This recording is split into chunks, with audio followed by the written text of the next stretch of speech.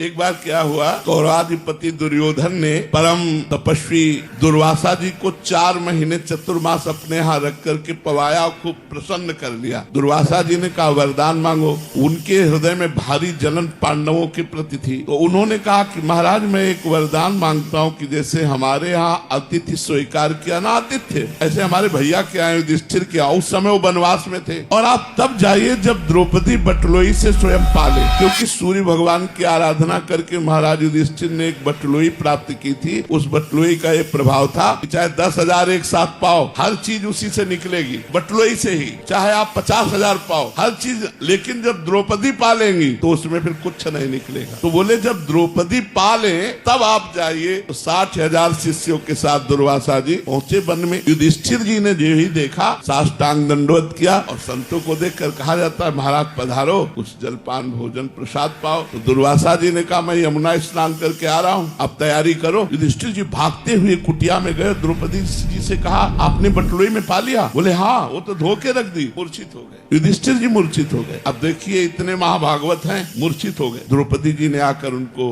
क्या बात हो गई, मेरे पाने की बात सुनकर आप मूर्छित क्यों हो गए? अरे बोले 60,000 शिष्यों के साथ दुर्वासा ऋषि पधारे हैं, आतिथ्य के लिए निमंत्रण दे दिया है, यदि उनको नहीं पवाते तो साप दे के जाएंगे वो, अब क्या होगा?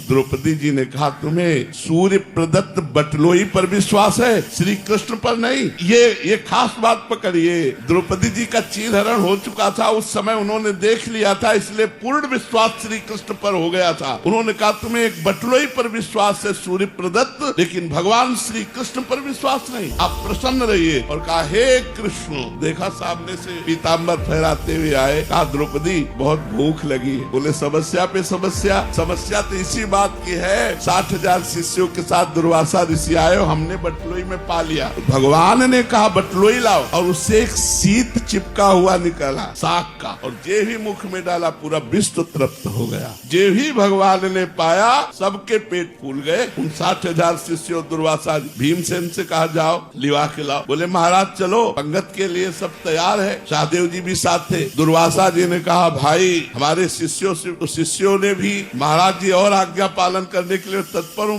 पाने की इच्छा नहीं। तो उन्होंने कहा हमसे वरदान ले लो। पूज्य मथुरा दास जी के मुख से सुनी बात, महाभारत में उसे दूसरी तरह थोड़ा यहाँ लिखा हुआ है। बोले हमसे वरदान ले लो, लेकिन भोजन की बात मत करो। तो उन्होंने कहा जिसने आपको जिस भावना से भेजा है वो उसी भाव को प्राप्त हो जाए। अर्थात दुर्योधन ने पांडवों के नाश के लिए भेजा था, तो कहा जिसने जिस भावना से भेजा है उसी भाव को प्राप्त हो जाए। तो दुर्वासा जी ने कहा तथास्तु।